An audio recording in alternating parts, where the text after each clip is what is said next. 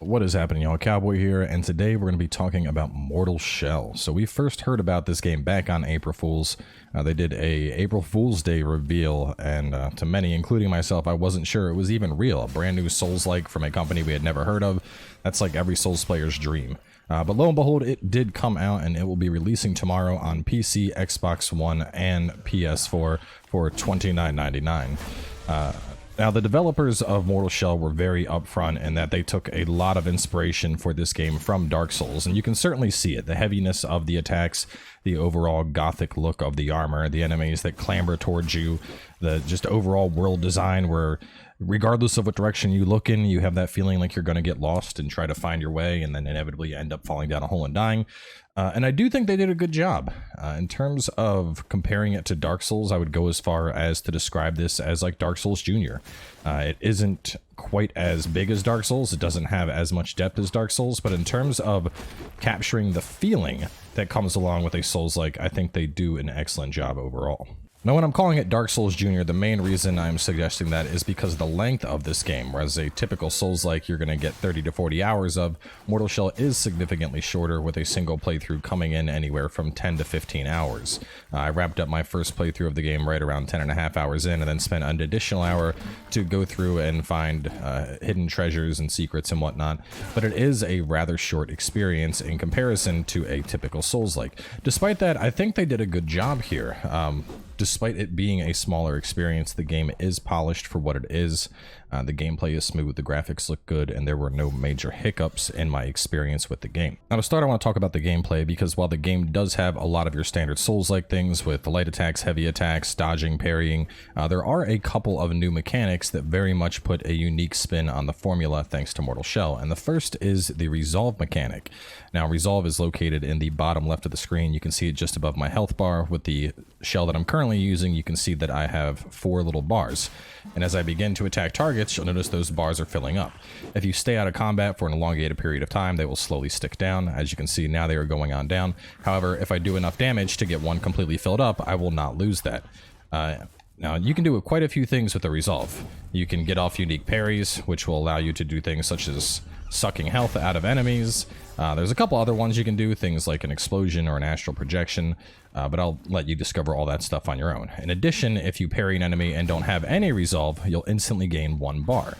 And this is the primary method of healing in this game. We don't have access to anything like Estus in this game. We have a couple consumables that we can buy from merchants and find throughout the world, but there is no constant healing mechanic. So it's a lot more reminiscent of something like, say, Bloodborne or Demon Souls, where, you know, you're not going to be able to just find Estus that you can use on command. Instead, you're going to have to either buy your heals or farm them off enemies, and the main source of healing that will be coming in will be your resolve.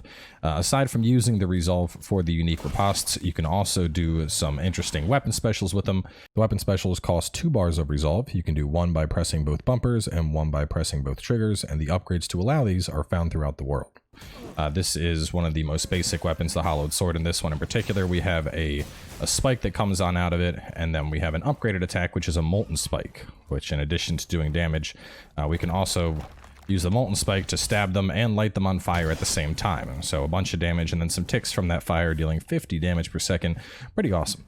Beyond that, we also have the hardening mechanic. Now, Mortal Shell does not have blocking whatsoever, but we do have access to something called hardening. What happens is anytime we go ahead and we press the left trigger and hold it down, and we become hardened, and we'll stay in this state all the way up until we take an attack from an enemy.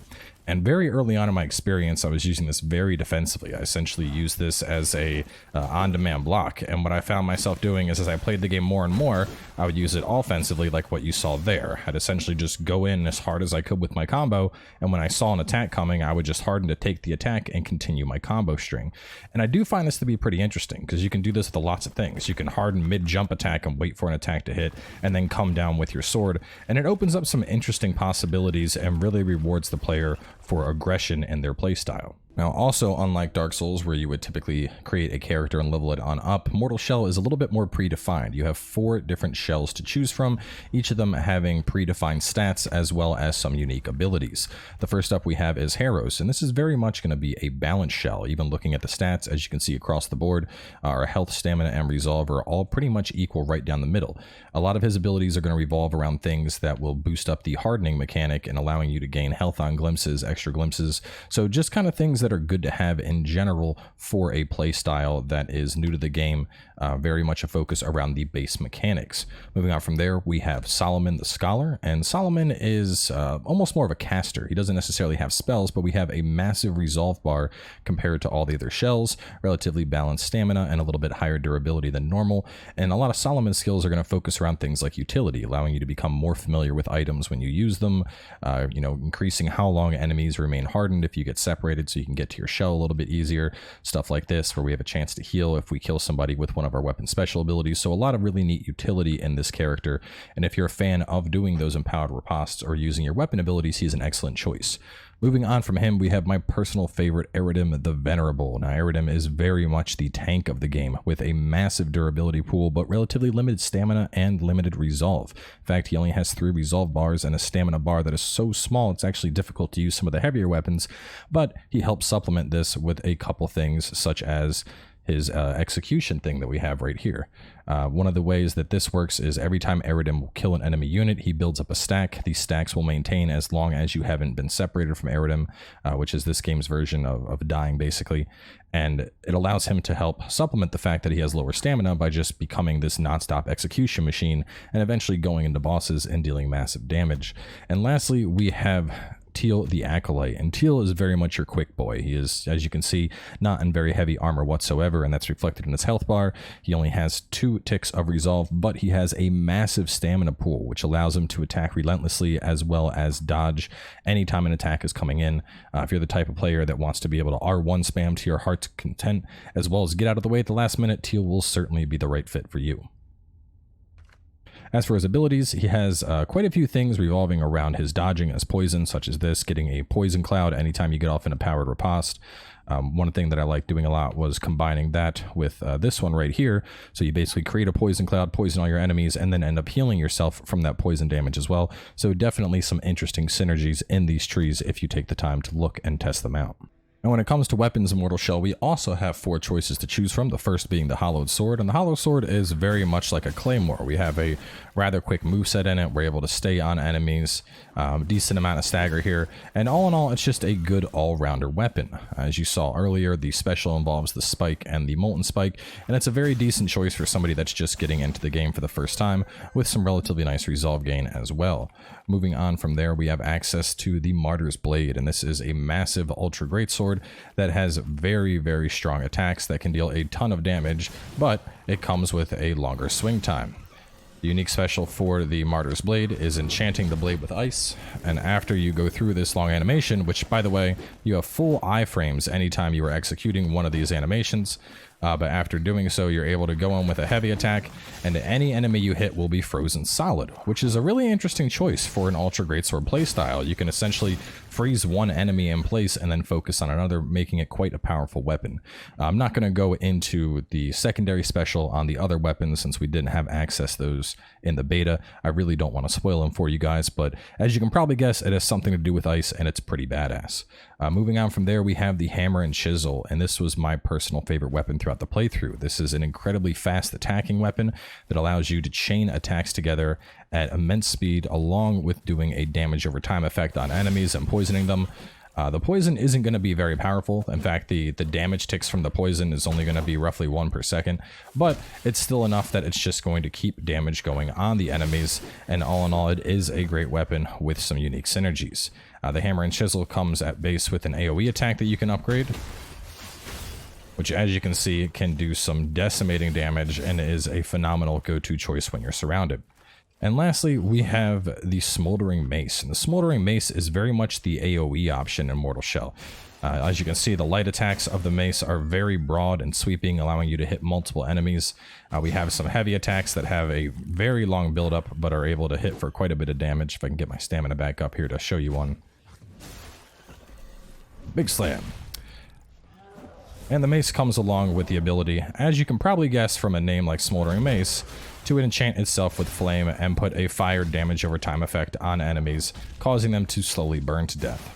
Now, the reason I'm taking so much time to go through these shells as well as these weapons in a review is because I do think that they are very important to be displayed up front. A lot of people, when they saw this game, thought it was going to be a full-fledged Dark Souls, and that is not it. But despite that, it is very polished with the 4 shells and the 4 weapon choices that you have available. So if you are alright with that amount of limitation, I think you will enjoy yourself in the game. Now, in terms of overall world design and how things look and feel, I think it's a little bit more of a mixed bag. A lot of the game starts off in this central hub area, which you've seen up till now in the video, and then beyond that, we have 3 other zones we can go to. Now, for this, I'm using some footage from the Let's Play, so the audio has been cut on out, but we essentially have a zone that we descend on into, which is a bit of an ice cavern. We have one that we go to that looks like something you would expect to see in Doom with fire and brimstone everywhere, and then we have one that looks like this sprawling obsidian plain that's something out of Event Horizon.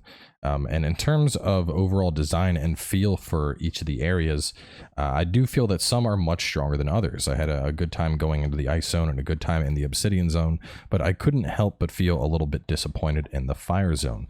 Now, Mortal Shell does have an approach similar to Dark Souls 1, where you're just kind of left on your own to explore the world and go to whichever temple you want to go to first.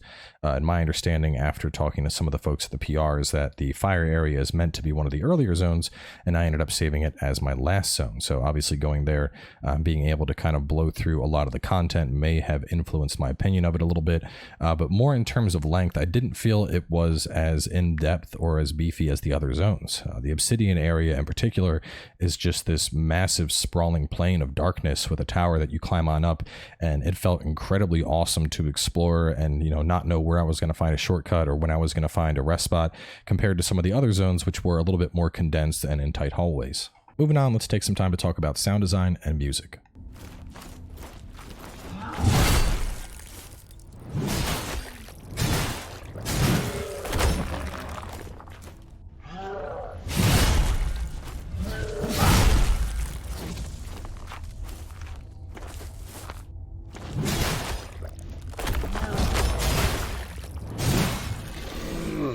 So overall, I do think the combat has a nice weighty sound to it. Things sound appropriate. If you're using a big sword, it's going to sound like you're using a big sword.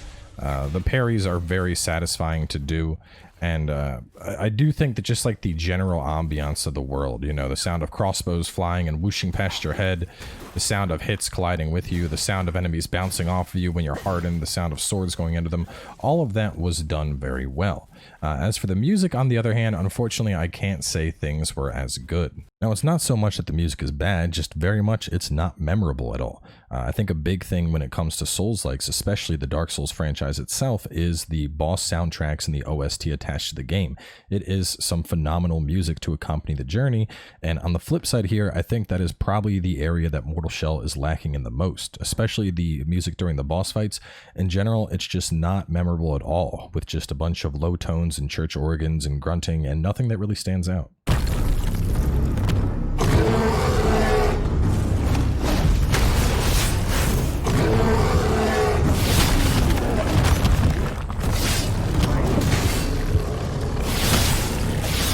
But despite some disappointing boss music, I think the game still does a decent job with some of the scores, in particular with the lute playing, which I actually found to be quite enjoyable and one of the just more entertaining riffs that you hear in the game. And all in all, I will say that despite some minor shortcomings, like an unmemorable boss soundtrack and some relative limited choices when it comes to weapons and shells, I do think Mortal Shell does an excellent job of capturing the feeling of a Souls game, and in my opinion, really lives up to that Dark Souls name more than a lot of more recent Souls-likes.